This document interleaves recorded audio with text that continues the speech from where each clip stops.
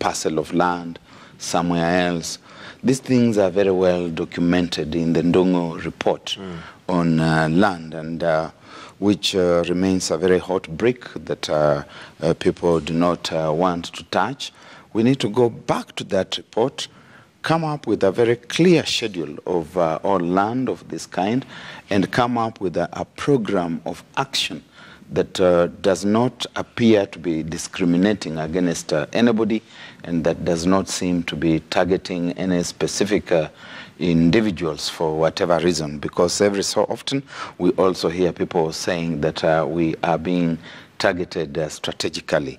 And in the post-Ndongo report dispensation, we perhaps need another commission to also look into that. All right. And let's look at the Daily Nation before we wind up. We have the headline: the MPs storm out of Uhuru's rally. I think this is again to do with recognition. Remember, during Mashujaa Day, which was in Western Kenya, there was also uproar that there are some leaders from Western Kenya that were not recognized. But this again was the same. We were not recognized. You were not recognized. Do you? What is recognition? Must people speak to be recognized? But there you go. Members of Parliament again stormed out of a rally that Uhuru and the Deputy President were attending. And this is because, again, apparently they realized they'll not be given an opportunity to address the people, so they felt that they needed to vote with their feet. George Kagushia, recognition. Do you think they have a valid case here? We have very many MPs these days.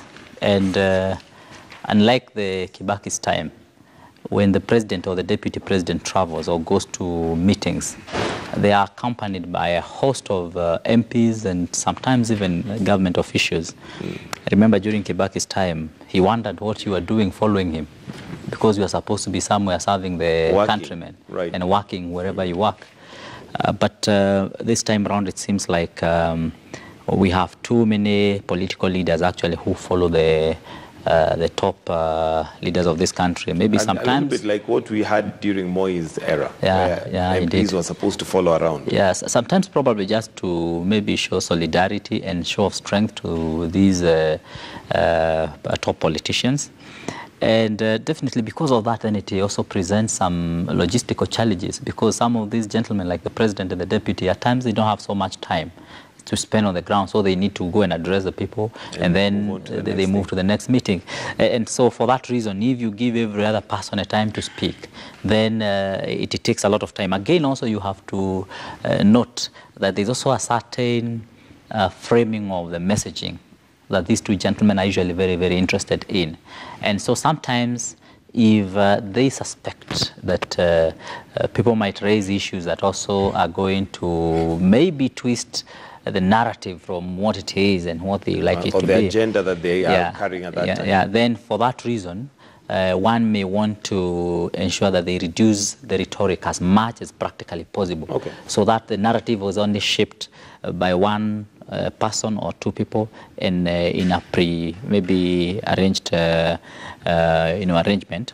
So really, the MPs then find themselves left out in that scenario. Barak Muluka, you said you were left out. Did you feel that possibly the leaders from Western should have also been given a chance, just like these MPs? First, I did not go there because I did not know what the protocol was supposed to be like. You didn't get an invite? I did not get an invite. Beyond knowing that it was a national day, which I respect, I did not know what the agenda was going to be like. And I want to differ slightly with the Honorable Speaker here. It is not a reduction of rhetoric. It is a reduction of space for free expression. What we are seeing is the beginning of a silencing of people. We are seeing that we have begun a journey of concentration of power into one place.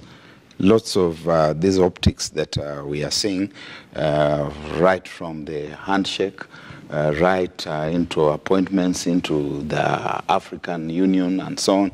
It is a reduction of space and trying to create a monolithic kind of situation where power is concentrated and into one or two places, and nobody else is supposed to speak.